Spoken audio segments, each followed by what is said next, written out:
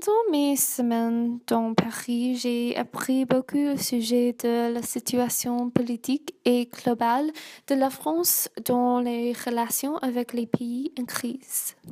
Pour cet exposé, je voudrais te montrer comment le mouvement des populations diverses dans la France cause les expressions de solidarité, d'espérance ou de tristesse dans les formes diverses. Pour commencer, je discute le mémorial à Place de la République. Cette place est devenue un mémorial après les attaques en novembre, mais cet endroit avait eu toujours une association avec les mouvements populaires pendant l'histoire, la souveraineté du peuple français et les droits fondamentaux de l'homme. Quand j'ai visité cette place, il y avait les messages de l'espoir écrits au drapeau et aux autocollants. Les symboles de pays étaient partis. Quelques personnes avaient relancé la moto « Je suis Charlie ».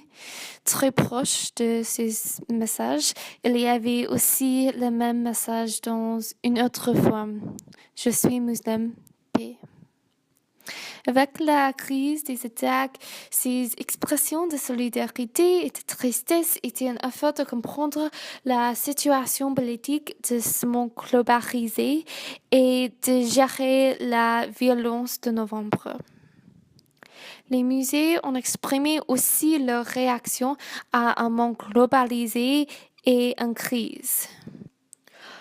L'Institut du monde arabe a eu une exposition au sujet des réfugiés dans les camps à travers l'Europe et le Moyen-Orient. Cette exposition, qui s'est appelée « Je suis avec eux », inclut juste les grandes photos et les témoignages de la situation dans ces endroits. Ces petits récits pour chaque photo étaient présentés dans 3 langues, le français, l'anglais et l'arabe. J'ai trouvé cette exposition très touchante. L'Institut a écrit que je suis avec eux et une manifeste photographique pour leur redonner leur identité, leur dignité et leur humanité. Quand les politiciens comme Le Pen traite cette population d'une manière monolithique. Chaque réfugié n'est pas un individu avec cet endroit et espoir pour leur avenir. Donc, cette exposition était une expression contre les messages du Front National et un effort de changer les perspectives de la globalisation. Cette exposition était une forme de solidarité et a démontré une espérance pour l'avenir des réfugiés. De plus de l'Institut du monde arabe, le Palais de Tokyo a eu aussi la politique. Un mur dans ce musée a fait preuve de fabrique avec les messages sociaux, culturels et contradictoires. L'artiste Badi Badalov a dit que les mots sont de puissants outils et font partie d'une langue universelle, se situant à quelque part d'un idéal, car la poésie est dialogue. Avec la globalisation, cet artiste a reconnu que les langues étaient devenues plus universelles et plus liées au pouvoir dans le système économique et politique du monde. C'est compliqué les conseils de la maison, de l'identité, du langage et du rôle d'art.